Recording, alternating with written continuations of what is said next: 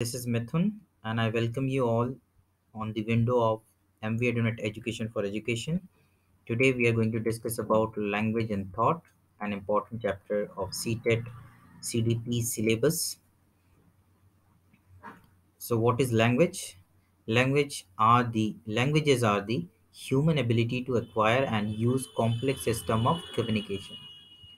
तो ये मानव क्षमता है, एबिलिटी है, योग्यता है जिससे कि हम कॉम्प्लेक्स कम्युनिकेशन को भी पूरा कर पाते हैं। मतलब कम्युनिकेशन को एक अगले स्तर तक हम उपयोग कर पाते हैं लैंग्वेज की मदद से। ये हमारी योग्यता है और इसी योग्यता को हम लैंग्वेज कह सकते हैं। Medium of sharing ideas, thoughts and views. तो ये एक मीडियम है, लैंग्वेज जो है एक मीडियम है जिससे हम आइडियाज को, थॉट्स को, व्यूज को शेयर करते हैं। एग्जाम्पल में हम देखें तो हिंदी, इंग्लिश ये बहुत कॉमन लैंग्वेजेस है जो हम यूज करते हैं। तो लैंग्वेज क्या है? ह्यूमन या मानव की वो योग्यता है जिसके आधार पर या जिसके माध्यम से व्यक्ति जो है या ह्यूमन बींग्स जो हैं वो कम्युनिकेट कर पाते हैं बहुत कॉम्प्लेक्स वे में, जटिल से जटिल चीज़ों को साझा कर पाते हैं। और इसे हम सामान्य रूप से medium of sharing ideas, thoughts and views भी कह सकते हैं। एलिमेंट्स ऑफ लैंग्वेज, अगर लैंग्वेज के एलिमेंट देखें तो बेसिकली ये 4 एलिमेंट्स हैं। सबसे पहला है फोनोलॉजी या फोनीम, इसको हम कहते हैं साउंड ऑफ लैंग्वेज, जिसे हिंदी में हम वर्ण कहते हैं। स्मॉलेस्ट यूनिट ऑफ साउंड होता है आ, ई, क, ख, ग, चाहे वो स्वर वर्ण हो या व्यंजन वर्ण हो, उनको हम, चाहे वो वोवेल हो या फिर कॉन्सोनेंट हो, उन्हें हम बोल सकते हैं कि फोनीम है। या स्मॉलेस्ट जो साउंड होती है किसी भी लैंग्वेज की, उसे हम कहते हैं फोनीम, और इसकी स्टडी को हम फोनोलॉजी कहते हैं। फिर मॉर्फीम, मॉर्फीम का मतलब होता है मीनिंगफुल वर्ड्स। जब इन लेटर्स को हम जोड़ते हैं, किसको? फोनीम्स को हम जोड़ते हैं, तो हमें एक मिलता है मॉर्फीम या वर्ड्स, जहाँ जिसे हम हिंदी में शब्द कह सकते हैं। तो phonemes get attached and produce sensible meaningful words, तो उसे हम कहते हैं मॉर्फीम। तो पहला जो एलिमेंट हो गया लैंग्वेज का वो हो गया फोनीम, फिर हो गया मॉर्फीम। अगला जो लैंग्वेज का एलिमेंट है वो है सिंटैक्स। सिंपली इसे हम ग्रामर भी कहते हैं, पर यहाँ हम सिंटैक्स को ही समझें।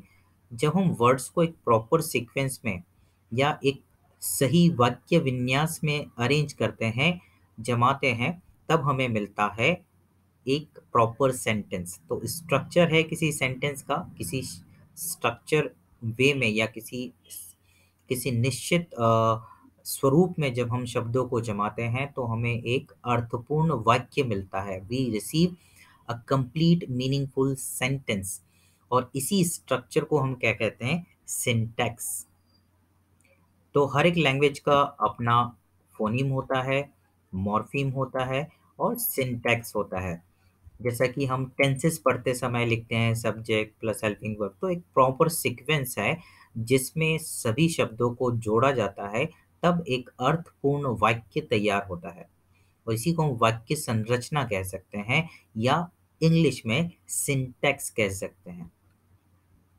सिमेंटिक्स, मीनिंगफुल सेंटेंसेस, यहाँ स्ट्रक्चर की बात हो रही है। हाँ, स्ट्रक्चर पे जमाने के बाद भी मीनिंगफुल सेंटेंसेस तभी हम समझें जब हम सही शब्द का सही जगह पर प्रयोग करें। जैसे कि हमने स्ट्रक्चर भी यूज़ सही किया, लेकिन हो सकता है उस स्ट्रक्चर में भी जो शब्द हमें हमारे एक्सप्रेशन के लिए ज़रूरी था, उसका प्रयोग हम नहीं कर पाए। जैसे अ, हम कभी ऐसा बोलते हैं, हमें तेज भूख लगी है, मुझे तेज भूख लगी है। अब मैं कहना चाहता हूँ कि मुझे बहुत भूख लगी है। तेज शब्द का यहाँ उपयोग जो है वो शायद उतना सटीक नहीं है। तो मीनिंगफुल सेंटेंसेस या सिमेंटिक्स का मतलब हुआ सेंसिबल एंड करेक्ट यूजेस, तो शब्दों का सही उपयोग करना। एक ही शब्द का अलग अलग जगह पर अलग अलग अर्थ हो सकता है, अलग अलग सिचुएशन में मीनिंग बदल सकता है। तो ये सेंस होना, इस सेंस के साथ प्रयोग करना, जिससे वाक्य का सही और जो अर्थ चाहा जा रहा है, जो डिजायरेबल है, वही अर्थ निकले, तो उसे हम कहते हैं सिमेंटिक्स। तो इस समझ के साथ शब्दों का प्रयोग किसी सेंटेंस में, ताकि सही अर्थ निकले, या जो समुचित अर्थ है या जो डिजायरेबल अर्थ है वही उस वाक्य का निकले। तो इस समझ को, इस प्रोसेस को या इस तरीके को हम सिमेंटिक्स कहते हैं। वाक्य अर्थपूर्ण वाक्य बनाना। तो कुल 4 एलिमेंट्स हो गए, एक बार फिर से देख लेते हैं। फोनीम, जो स्मॉलेस्ट साउंड है, जिसको और छोटे साउंड में हम नहीं तोड़ सकते हैं, वो हो जाएगा फोनीम। फिर मॉर्फिम, जब ये स्मॉलेस्ट साउंड जुड़कर सेंसिबल वर्ड्स बनाते हैं तो उसे हम मॉर्फिम कहते हैं। सिंटैक्स, जब इन वर्ड्स को एक प्रॉपर सीक्वेंस में अरेंज करते हैं और वाक्य बनाते हैं तो उसे हम कहते हैं सिंटैक्स या वाक्य संरचना। और सिमेंटिक्स, जब सही शब्दों के प्रयोग के साथ अर्थपूर्ण वाक्य बनाने की, जो वाक्य बनाने का जो तरीका होता है, उसे हम सिमेंटिक्स कहते हैं। इसके बाद हम देखें तो स्किल्स ऑफ लैंग्वेजेस। अभी हम में से कुछ लोग जो क्लास अटेंड कर रहे हैं, उनमें ये समस्या होगी कि वो इंग्लिश को सुनकर समझ लेते हैं लेकिन बोल नहीं पाते, या खुद को अंग्रेजी भाषा में एक्सप्रेस नहीं कर पाते। अब उसका भी कारण यहाँ हमें समझ में आएगा, क्योंकि किसी भी भाषा को सीखने का सबसे पहला प्राइमरी स्टेप, पहला कदम है उस भाषा को सुनना। हम देखते हैं जो सुन नहीं पाते वो बोल भी नहीं पाते। कारण यही है कि भाषा सीखने का हमारे मस्तिष्क का जो तरीका है या जो प्रोसेस है, वो लिसनिंग से स्टार्ट होता है। अतः लिसनिंग नहीं तो स्पीकिंग भी पॉसिबल नहीं है। क्योंकि हम अंग्रेजी भाषा सुनते नहीं हैं, क्योंकि हम अंग्रेजी वातावरण में नहीं रहते, या सुनने का दूसरा जो दूसरे जो स्रोत हो सकते हैं जहाँ से हम अंग्रेजी भाषा को सुनते हैं, उसका अभ्यास हमारा कम हो पाता है। इसीलिए लिसनिंग कम होने से स्पीकिंग भी नहीं हो पाती, डेवलप नहीं हो पाती। The listening skill is the most important part of learning of any language, है ना। रिसेप्टिव स्किल भी इसे कहा जाता है। तो हम में से जिसके साथ भी ये समस्या है कि वो अंग्रेजी भाषा या किसी भी दूसरी भाषा में खुद को एक्सप्रेस नहीं कर पाते, तो उनको शुरुआत करनी चाहिए लिसनिंग से। लेकिन हम देखते हैं कि हम बच्चों को अगर सिखाना चाहते हैं तो हम चालू करते हैं राइटिंग से। तो ये तरीका जो होता है वो ऑपोजिट वे है। हमें स्टार्ट करना चाहिए लिसनिंग से। राइटिंग तो सबसे बाद का स्किल है किसी भी लैंग्वेज में। तो सबसे पहला स्किल है लिसनिंग। जैसे I am Bengali, I can speak and understand Bengali but I can not write it because I didn't go up to the last level of language, but I can communicate in Bengali because I listen it through my family, through my society, so I can easily understand and speak it. चलिए, तो पहला step हुआ किसी भी language skills का, वो हुआ listening.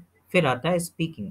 हम देखते हैं कोई भी बच्चा, जब हम उससे कुछ भी कहते हैं तो बड़ी ध्यान से वो हमें सुनता है, ऑब्जर्व करता है, हमारी लिपसिंग को देखता है, और ग्रेजुअली वो सेम साउंड प्रोड्यूस करने की कोशिश करता है।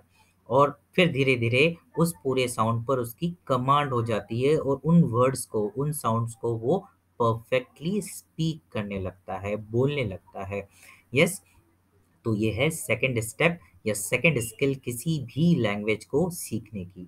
तो सबसे पहले लिसनिंग होगी, इसलिए हम देखेंगे कोई भी बच्चा जो है बहुत गहराई से हमें देखेगा, ऑब्जर्व करेगा, सुनेगा, और फिर वो उन्हीं वर्ड्स को बोलने लगेगा। The second skill of language, yes, learning of language. And इसे हम प्रोडक्टिव स्किल कहते हैं। ये जो है लिसनिंग को, ये ध्यान रखिएगा, लिसनिंग को रिसेप्टिव स्किल भी कहते हैं और स्पीकिंग को प्रोडक्टिव स्किल भी कहते हैं।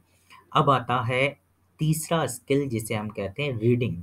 तो हम देखेंगे कि हम स्कूल्स में ज़्यादातर यहीं से चालू करते हैं, रीडिंग और राइटिंग से, जबकि ये बाद के स्किल्स हैं, है ना। स्किल नंबर 3 इन और step number 3 to learn the different skills of language, the third one is reading, the third step. Yes, the reading skill is the base of language growth. इसे भी हम रिसेप्टिव स्किल में रखेंगे, क्योंकि ये एक तरह से इनपुट का काम करती है। जैसे हमने देखा, लिसनिंग एक तरह से लैंग्वेज डेवलपमेंट में, लैंग्वेज लर्निंग में इनपुट का काम करती है, इसलिए इसे रिसेप्टिव स्किल कहा गया। जबकि स्पीकिंग में हम प्रोड्यूस करते हैं, हम बोलने लगते हैं, तो वो प्रोडक्टिव स्किल है। और रीडिंग क्या हो गया, रिसेप्टिव स्किल, क्योंकि ये भी एक तरह का लैंग्वेज ग्रोथ या लैंग्वेज लर्निंग ऑफ लैंग्वेज में ये इनपुट का काम कर रही है। ठीक है। तो जब हम बात करते हैं रीडिंग की, तो हम देखें, हम जितनी किताबों को पढ़ेंगे या जितनी भी तरह के स्पीकर्स को सुनेंगे, उसी इन दो ये दो ही इनपुट के तरीके हैं लैंग्वेज में, जिससे हमारा जो जिसे हम बोलते हैं शब्दकोश, या फिर हमारा जो वर्ड पावर है वो इंक्रीज होगा, और उसी से हम और बेहतर तरीके से खुद को एक्सप्रेस कर पाएंगे। तो लैंग्वेज डेवलपमेंट का जो प्रोसेस है, उसमें इनपुट या रिसेप्टिव स्किल्स बहुत इंपॉर्टेंट रोल प्ले करते हैं, चाहे वो लिसनिंग हो, चाहे वो रीडिंग हो। तो हम तमाम अच्छी किताबों को पढ़ते हैं, जिस भी भाषा को हम सीखना चाहते हैं या सीख चुके हैं उस भाषा की, तो उसमें और बेहतर हम होते जाते हैं। तो इसीलिए ये लैंग्वेज डेवलपमेंट या लैंग्वेज ग्रोथ में बहुत इंपॉर्टेंट रोल प्ले करता है। फिर जो फोर्थ स्किल है वो राइटिंग स्किल है। हम देखते हैं कि हम शुरुआत ही यहाँ से करते हैं छोटे बच्चों को लैंग्वेज सिखाने की, जबकि ये लास्ट स्किल है। Yes, the fourth step of learning language. Yes, the writing skill is highest level of language development, और ये भी प्रोडक्टिव स्किल है। तो दो रिसेप्टिव स्किल हो गई, जहाँ से रिसीव किया जाएगा, इनपुट होगा, वो है लिसनिंग एंड रीडिंग, और दो है productive skill, speaking and writing. हम देखते हैं जो लोग, जिनका लैंग्वेज पे अच्छा कमांड होता है, वो अच्छे राइटर्स भी होते हैं, किसी चीज़ को अपने भाषा में अच्छे से एक्सप्रेस कर पाते हैं, लिख पाते हैं, पोयम्स लिखते हैं, स्टोरीज लिखते हैं, या आर्टिकल्स लिखते हैं। ये हम इन्हें लैंग्वेज का ज्ञाता मानते हैं, या लैंग्वेज में हाईएस्ट लेवल पे ये लोग पहुंच गए ऐसा मानते हैं, क्योंकि कल हमने एक बात की थी, वर्बल स्मार्ट। यस, तो ये वो लोग हैं वर्बल स्मार्ट, जो राइटिंग स्किल्स में के लेवल तक पहुंच जाते हैं, और खुद के एक्सप्रेशंस को बहुत अच्छे तरीके से राइटिंग स्किल्स के द्वारा लिख कर एक्सप्रेस कर पाते हैं। तो ये भी एक तरह का प्रोडक्टिव स्किल है। तो अभी तक हम पढ़ चुके हैं, देखते हैं क्या क्या पढ़ चुके हैं हम लोग। हमने स्टार्ट किया था चैप्टर लैंग्वेज एंड थॉट, उसमें हम पढ़ चुके हैं लैंग्वेज क्या है, ये हमने समझा। फिर हमने समझा फोनीम क्या होता है। फिर हमने समझा कि ये सारे एलिमेंट्स हैं, इसमें फोनीम है, मॉर्फीम है, सिंटैक्स है, सिमेंटिक्स है, ये चार हमने एलिमेंट्स देखे। फिर हमने बात की स्किल्स की, स्किल्स भी लिसनिंग, स्पीकिंग, रीडिंग और राइटिंग, चार स्किल्स हमने पढ़ी। तो चार एलिमेंट्स हमने पढ़े लैंग्वेज के, चार स्किल्स हमने पढ़ी। इसके बाद फैक्टर्स के बारे में बात करेंगे। फैक्टर्स जो लैंग्वेज डेवलपमेंट में, लर्निंग ऑफ लैंग्वेज में इम्पॉर्टेंट रोल प्ले करते हैं। इसमें सबसे पहला है सोशल फैक्टर। कोई बच्चा जो सोसाइटी में बाहर निकलता है, अपने फैमिली मेंबर्स के साथ, बाहर के लोगों के साथ, नेबर्स के साथ, स्कूल में अपने फ्रेंड्स के साथ, या फिर सोसाइटी में बाकी लोगों के साथ कम्युनिकेट करता है, तो नो डाउट उसका जो लैंग्वेज डेवलपमेंट का लेवल होगा वो काफ़ी बेहतर होगा किसी दूसरे बच्चे से, जो घर पर अपने ही कमरे में बैठा हुआ है, ना वहाँ से निकलता है, ना किसी से मिलता है और बातचीत करता है। तो लैंग्वेज डेवलपमेंट में social factor important role play करता है। एजुकेशनल फैक्टर, नो डाउट अभी हमने बात की कि रीडिंग और लिसनिंग। तो रीडिंग को अगर हम मान लें, एजुकेशन में ज़्यादा किताबें पढ़कर या किताबों से डील कर कर, लाइब्रेरी हो, या एजुकेशन में भी हम लिटरेचर वाले पोर्शन में तमाम तरह की कहानियाँ पढ़ते हैं, अलग अलग राइटर्स के बारे में पढ़ते हैं। तो एजुकेशनल फैक्टर्स भी इम्पोर्टेंट रोल प्ले करता है लैंग्वेज डेवलपमेंट में। बायोलॉजिकल और डिसऑर्डर्स, तो कुछ बायोलॉजिकल फैक्टर्स भी हो सकते हैं, जैसे कि हमारा वोकल कॉर्ड, टंग, माउथ, जो जो लैंग्वेज प्रोड्यूस करने के ऑर्गन्स हैं, उनका डेवलपमेंट प्रॉपर हुआ है या नहीं। तो बायोलॉजिकल फैक्टर्स वहाँ इंपॉर्टेंट रोल प्ले करेंगे। अगर किसी तरह की कमी रह गई है तो उसमें समस्या रहेगी। सोशल फैक्टर अब इनको डिटेल में पढ़ लेते हैं। अभी हमने इनको शॉर्ट में देखा। डिटेल में देखें तो social interaction important role play करता है। कोई बच्चा जितना ज़्यादा सोशल इंटरेक्शन करेगा, वो उतना ही अच्छा स्पीकर हो सकता है, उतनी ही अच्छी उसकी लैंग्वेज पे कमांड हो सकती है। न्यू वर्ड्स थ्रू इंटरेक्शन, हम जब लोगों से मिलते हैं, बातचीत करते हैं, सोसाइटी में, स्कूल में, परिवार में, नेबर्स के साथ, तो हम नए शब्दों के बारे में जानते हैं और फिर धीरे-धीरे उनका प्रयोग करने लगते हैं। Socio economical condition effects, no doubt, अगर कोई बच्चा ऐसे परिवार से है जहाँ इकोनॉमिकल इश्यूज़ हैं, तो एक तरह का बंधन होता है स्कूल के लिए भी, बाहर जाने के लिए भी। बच्चा अपने जीवन में, व्यक्तिगत जीवन में और परिवार की चीज़ों में ही उलझा रहेगा, और इकोनॉमिकल जो कंडीशंस हैं, वो जो प्रेशर बनाएगी साइकोलॉजिकल उसके ऊपर, जिसकी वजह से भी वो बहुत एक्सप्रेसिव नहीं हो पाएगा। उसे शायद ऐसे एनवायरनमेंट में रहना पड़े जहाँ पर उसे बहुत बोलने का मौका ना मिलता हो। मोर इंटरेक्शन, मोर लैंग्वेज डेवलपमेंट, इसमें कोई दो राय नहीं है। ये एक तरह का एनवायरमेंटल फैक्टर है। हमने पहले भी बात की है, दो मेजर फैक्टर, नेचर और नर्चर। तो नेचर में जो हम बायोलॉजिकल फैक्टर की बात करेंगे, उसमें नेचर की बात आ जाएगी कि बायोलॉजिकली जो हमारे बॉडी में ऑलरेडी इनबिल्ट चीज़ें हैं, उसमें कोई प्रॉब्लम हो तो। और जब हम सोशल फैक्टर की बात कर रहे हैं, तो हम नर्चर की बात कर रहे हैं कि उसे एनवायरनमेंट कैसा मिल रहा है। तो नर्चर जो है वो ज़रूर हेल्प करेगा, या जो सोशल एनवायरनमेंट है वो ज़रूर हेल्प करेगा, या लैंग्वेज डेवलपमेंट को प्रमोट करेगा। Educational factor, educational environment affects language development. Correct exposure of reading and listening मिलती है अगर एजुकेशनल एजुकेशनल इंस्टीट्यूशन या एजुकेशनल जो एनवायरनमेंट है वो प्रॉपर मिले, तो school exposes the child to a variety of learning experiences, no doubt, चाहे स्पीच की कंपटीशन हो, निबंध लेखन हो, ऐसे तमाम तरह के ग्रुप एक्टिविटीज़ हो, तमाम तरह के ऐसे एक्सपोज़र बच्चों को स्कूल में मिलता है जहाँ उनका लैंग्वेज डेवलपमेंट अगले लेवल तक होता है या बेहतर होता है। तीसरा फैक्टर है एजुकेशनल के बाद बायोलॉजिकल फैक्टर।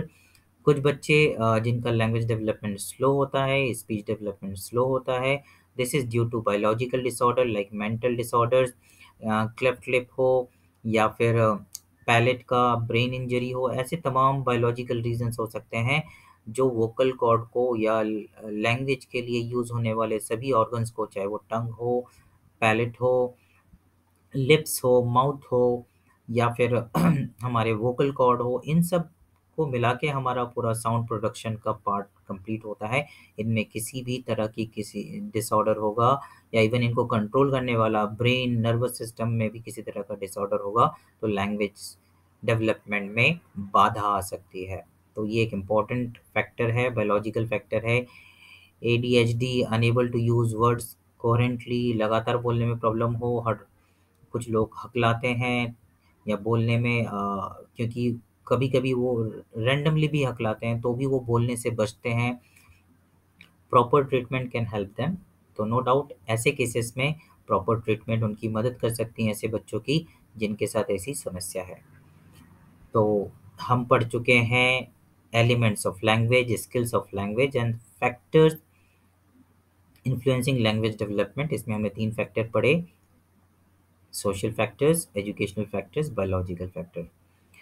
अब स्टेजेस ऑफ लैंग्वेज एक्विजिशन, अगर कोई बच्चा लैंग्वेज सीख रहा है, उसके अलग-अलग स्टेजेस हैं या स्टेप्स हैं। तो सबसे पहले 6 वीक के अंदर जो है बच्चा सॉफ्ट मर्मरिंग साउंड प्रोड्यूस करने लगता है।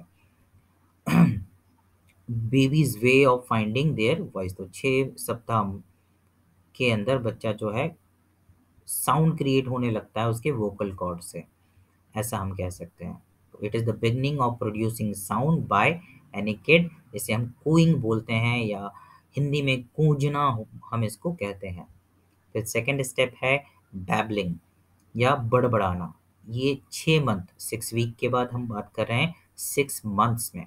6 मंथ्स में कोई बच्चा जो है वो बड़बड़ाने लगता है, बैबलिंग करने लगता है, रैपिडली साउंड प्रोड्यूस करता है, कंटिन्यूअसली इन द फूलिश वे। उसका कोई अर्थ नहीं होता, वो बस अपनी आवाज़ को एंजॉय करता है, इसलिए बार बार उस आवाज़ को प्रोड्यूस करके उसे उसमें अच्छा लगता है, और वो उसे अट्रैक्ट करता है जो साउंड प्रोड्यूस होता है उसके माउथ से, इसलिए वो बार बार अलग अलग तरह के साउंड वो प्रोड्यूस करता है। There is no complete control over the sound, ये इंपॉर्टेंट है। 6 मंथ में ऐसा होगा कि साउंड तो प्रोड्यूस होगा, वो उसको प्रोड्यूस कर सकता है अपनी इच्छा के अनुसार, लेकिन कौन सा साउंड प्रोड्यूस कर रहा है इस पर उसका कंट्रोल नहीं है, बहुत रैंडमली वो साउंड प्रोड्यूस करता है। दैट इज बैबलिंग, पहले हमने देखा cooing 6 weeks, then babbling 6 months, then one word stage, तीसरा स्टेज है वन वर्ड का, जो 1 ईयर में 12 मंथ्स में 1 ईयर 1 वर्ड ऐसा याद रख सकते हैं हम। लगभग 1 साल की उम्र में बच्चा जो है एक एक वर्ड बोलना चालू कर देता है, माँ, पापा। अभी हम एवरेज जो एक बच्चा समय लेता है उसके विषय में बात कर रहे हैं। We are not talking about every child, है ना। सबका डेवलपमेंट इंडिविजुअल लेवल पे होता है। डेवलपमेंटल प्रिंसिपल में हम इसको पढ़ चुके हैं, समझ चुके हैं कि डेवलपमेंट का सबका इंडिविजुअल रेट ऑफ डेवलपमेंट हो सकता है। तो everyone won't grow with the same pace, but this is a common perception. और अगर हम 1,000 बच्चों पर एक रिसर्च करें कि किस पर्टिकुलर एज में बच्चा किस तरह की भाषा बोलने लगता है, तो मैक्सिमम बच्चे होंगे जो इस एवरेज वैल्यू के साथ, इस एवरेज डेवलपमेंट के साथ दिखाई देंगे। तो इट्स एन एवरेज डेटा।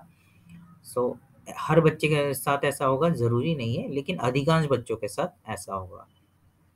ठीक है, हम समझ चुके हैं वन वर्ड स्टेज को। और इसके बाद हम टू वर्ड स्टेज के बारे में बात करें, तो बच्चा जो है लगभग 18 मंथ्स में 1.5 ईयर बोल सकते हैं, टू वर्ड स्टेज पर आ जाता है, जहां वो 2 वर्ड्स को एक साथ बोलने लगता है। इतना कंट्रोल उसको उसके लैंग्वेज पे आ जाता है। इतना लैंग्वेज डेवलपमेंट बच्चे में हो जाना चाहिए, हो जाता है सामान्यतः। नाना, माँ, आजा, मम, दे, all such kind of words, we all have kids are home, है ना। हमने देखा ही है बच्चों को ग्रो होते हुए। तो हम ये सभी चीज़ें रिकॉल कर सकते हैं। और अब उसके साथ एक टाइम पीरियड को ऐड कर लें स्टेजेस के लिए। लॉन्गर अटरेंस, अब ये 2 साल से 4 साल के बीच में बच्चा जो है अब कंप्लीट फ्रेजेस बोलने लगता है, जिसमें इनिशियली तो ये फ्रेजेस इम्प्रॉपर और फॉर्मल स्ट्रक्चर में नहीं होंगे, लेकिन ग्रेजुअली मीनिंगफुल और फॉर्मल स्ट्रक्चर में आ जाएंगे। सो थ्योरीज हम लोग कल पढ़ेंगे। आज ये जो स्टेजेस ऑफ एक्विजिशन है इसको एक बार और देख लेते हैं। स्टेजेस ऑफ लैंग्वेज एक्विजिशन, जिसमें कूइंग है, कूंजना है 6 वीक्स में। Beginning of sound produced by Keats, बच्चे अपना साउंड प्रोड्यूस करने लगते हैं जिस पर इनका कोई कंट्रोल नहीं होता। यस। उसके बाद 6 मंथ की बात है, जब बैबलिंग करने लगता है बच्चा, बड़बड़ाने लगता है, वो अपने ही आवाज़ को एंटरटेनमेंट की तरह यूज़ करता है खुद के, और रैपिडली रैंडमली कुछ तो भी बोलता है। यस। उस पर उसका कोई कॉम्प्रिहेंशन नहीं होता, कोई कंट्रोल नहीं होता, but he or she enjoys the sound produced by his own vocal cord, and he or she is continuously trying to produce the sound in different way. तो ये हो गया बैबलिंग, बड़बड़ाना। फिर है stage third, one word stage, which comes usually at 1 year. 1 साल या 12 महीने में ये हमें देखने को मिलता है, जब कंप्लीट वर्ड जो है, वन वर्ड जो है बच्चा बोलने लगता है, उस पर उसका कंट्रोल हो जाता है। जब वो माँ बोलना चाहता है तो वो माँ बोल लेता है, पा बोलना चाहे तो वो पा बोल लेता है। यस। और इसके बाद आती है 1.5 साल की स्टेज, जब बच्चा जो है 2 वर्ड को, टू वर्ड स्टेज हम इसको कहते हैं, 2 वर्ड्स को एक साथ बोल सकता है, माँ, आजा, मम, दे, नाना, all such kind of words, 2 words together, sorry.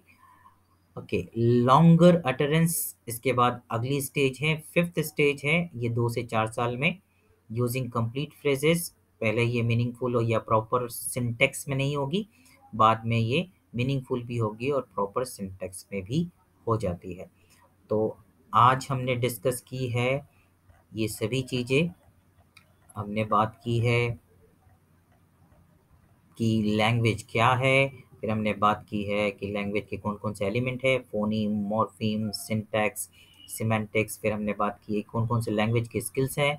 तो सबसे पहले लिसनिंग, फिर स्पीकिंग, फिर रीडिंग, फिर राइटिंग। तो 4 हमने एलिमेंट्स देखे, 4 स्किल्स देखे लैंग्वेज के। फिर 3 फैक्टर्स के बारे में बात की जो लैंग्वेज डेवलपमेंट में इंपॉर्टेंट रोल प्ले करते हैं, social factor, educational factor, biological factor.